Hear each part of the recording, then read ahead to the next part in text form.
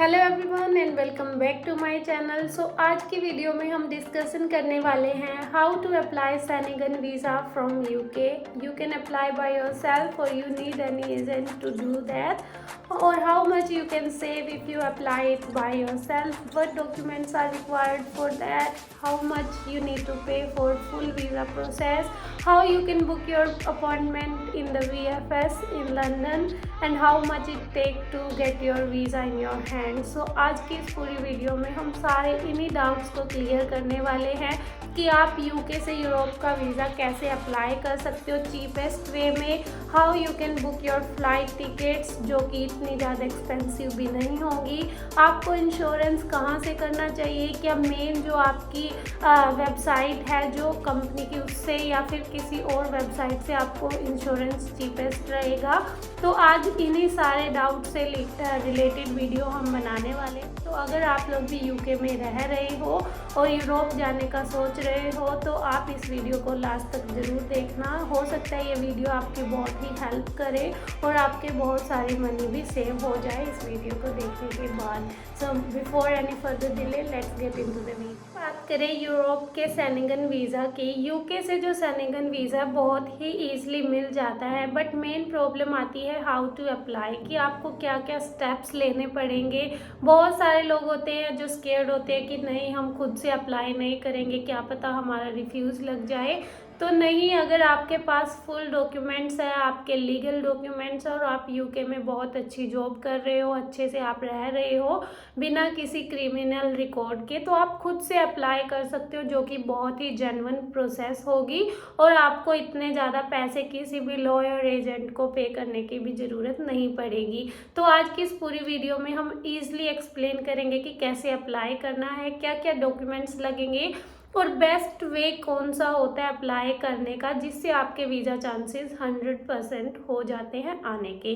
तो अगर हम बात करें सेनेगन वीज़ा की, सेनेगन वीज़ा यूके से बहुत ही ज़रूरी हो गया लोगों के लिए। बहुत सारे लोग इसे मतलब टूरिज़्म के लिए तो करते ही हैं अप्लाई, बट कुछ लोग जो है इंडिया पाकिस्तान से या दूसरी होम कंट्री से, उनको होता है कि अगर यूके में कोई सेटलमेंट नहीं हुई आफ्टर PSW तो वो क्या करते हैं कि सेनेगन वीज़ा लेके अपने पासपोर्ट्स पे स्टैंप्स लगवा लेते हैं 2-3 कंट्री की, जिससे उनको बहुत दूसरी जो बड़ी कंट्री है लाइक अमेरिका हो गया, कनाडा हो गया, उनके वीज़ाज अच्छे से मिल जाते हैं। तो ये भी एक रीज़न होता है कि बहुत सारे लोग यूके से जो है सेनेगन वीज़ा लेते हैं और वहाँ पे टूरिज़्म के लिए अप्लाई करते हैं। तो अगर आप लोग भी सेनेगन वीज़ा लेना चाहते हो तो उसके लिए मेन डॉक्यूमेंट्स क्या है। जब भी आप अप्लाई करने के लिए वेबसाइट पे जाते हो तो फर्स्ट थिंग आपको क्या करनी होती है, आपको जिस भी कंट्री के लिए अप्लाई करना है।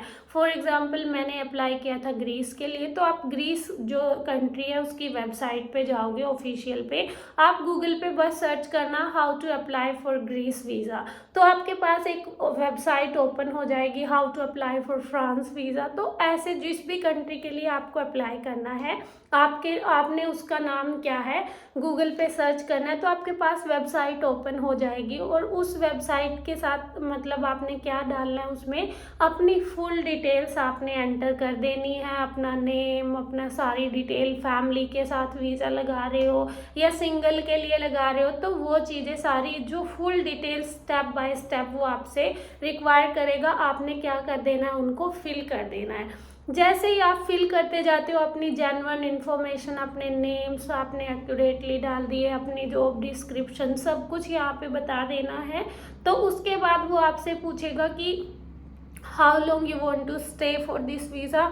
तो स्टे की जब बात आती है तो जो सेनेगन वीज़ा आपका लेस देन 90 डेज़ का होना चाहिए, कि आप 90 डेज से ज़्यादा मीन्स 3 मंथ से ज़्यादा ये वीज़ा नहीं ले सकते हो। 3 मंथ का ही आपको मिलता है, मोस्टली कम ही मिलता है बट मैक्सिमम जो है 3 मंथ होते हैं, उससे ज़्यादा आपको ये नहीं मिल सकता। सो जब भी आप सेनेगन वीज़ा के लिए अप्लाई करोगे तो आपने वहाँ पे मतलब अपना जो स्टे टाइमिंग है वो थोड़ा ही डाला। लाइक मेरे बर्थडे पे हम लोग गए थे तो हमने अपनी टाइमिंग डाली थी 5 डेज़ की, तो 5 डेज़ का वीज़ा, और वहीं से डिसाइड होता है कि आपको मल्टी एंट्री वीज़ा मिलेगा या सिंगल एंट्री वीज़ा मिलेगा। मिलेगा। तो आप वहाँ पे जैसे ही फिल करते हो सेनेगन में मल्टी एंट्री, तो अगर वो आपको जेन्युइन आप लग रहे हो तो आपको मल्टी एंट्री भी वीज़ा मिल जाता है, जिससे आप सेनेगन एरिया में किसी भी कंट्री के अंदर विजिट कर सकते हो उस टाइम पीरियड के अंदर जितना कि आपकी वैलिडिटी टाइमिंग वो लोग प्रोवाइड करते हैं। अब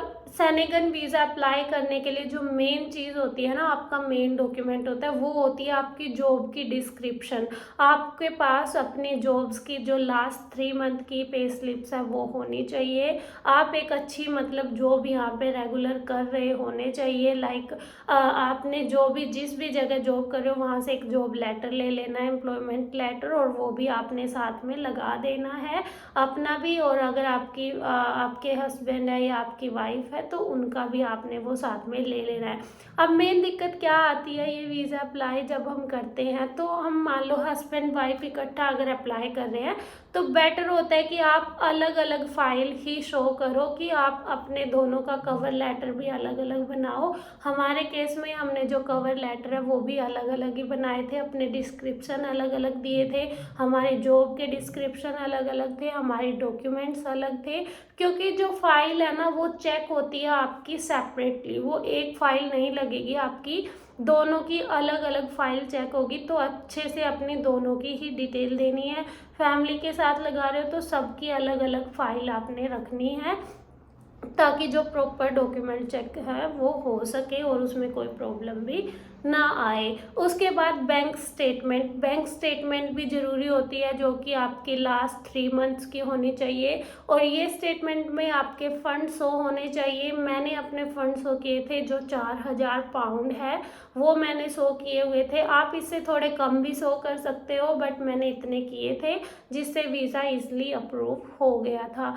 तो आपने अपनी बैंक स्टेटमेंट्स भी दिखानी है लास्ट 3 मंथ। जब आप यहाँ से जो इनकी वेबसाइट अप्लाई कर देते हो, तो अप्लाई करने के बाद आपको यहाँ पे अपॉइंटमेंट लेनी पड़ेगी अपनी वीज़ा की, जो कि आपको वीज़ा लेना होता है।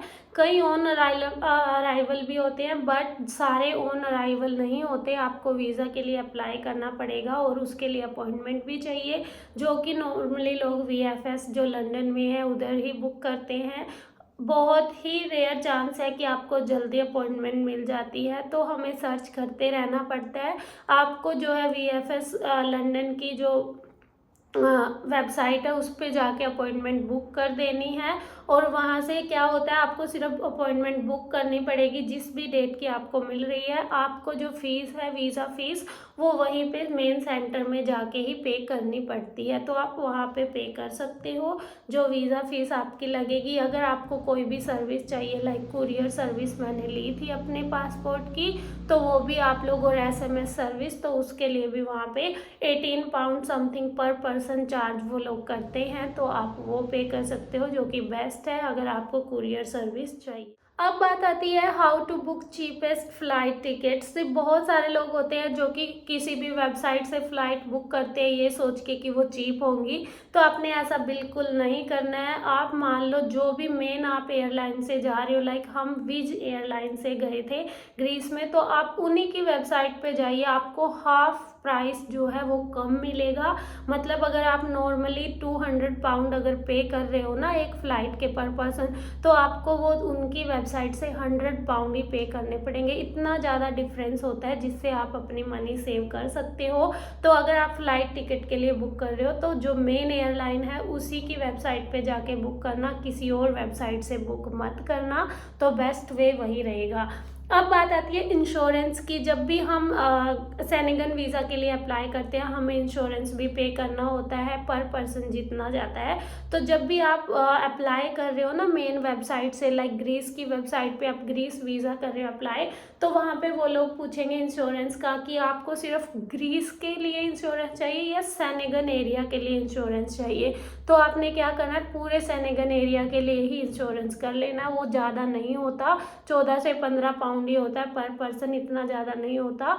तो आप लोग ईजिली वो पे कर दो, जिससे आपके वीज़ा चांसेस बहुत ही ज़्यादा हो जाते हैं, 100% हो जाते हैं आने के। एक और चीज़ जो मेन होती है वो होती है आपकी अकोमोडेशन की, जो कि आपके वीज़ा अपॉइंटमेंट में पूछी जाएगी कि आपने अकोमोडेशन कहाँ पे बुक किया हुआ है। तो आप बिल्कुल भी, मैं सजेस्ट नहीं करूँगी कि आप फेक करो, नहीं, आप कोई भी डमी जो प्रॉपर्टी है वो अप्लाई मत करें, वो बुक मत करें, अपनी जेन्युइन बुकिंग करें किसी भी होटल के अंदर। हाँ, आप पे एट प्रॉपर्टी कर सकते हो, ताकि आपको पे ना करना पड़े एडवांस में, आप वहाँ पे जाके ही पे कर सकते हो, जो कि बेस्ट तरीका है और एक जेन्युइन वे भी होगा, जिससे आपके वीज़ा चांसेस बहुत ज़्यादा। अभी हम रिसेंट में जो ग्रीस गए थे और इटली गए थे, हमें मल्टीपल एंट्री वीज़ा मिला था और हमारा जो है वीज़ा 2 दिन के अंदर ही आ गया था। हम बहुत शौक थे, हमें लग भी नहीं रहा था कि इतना जल्दी आ जाएगा।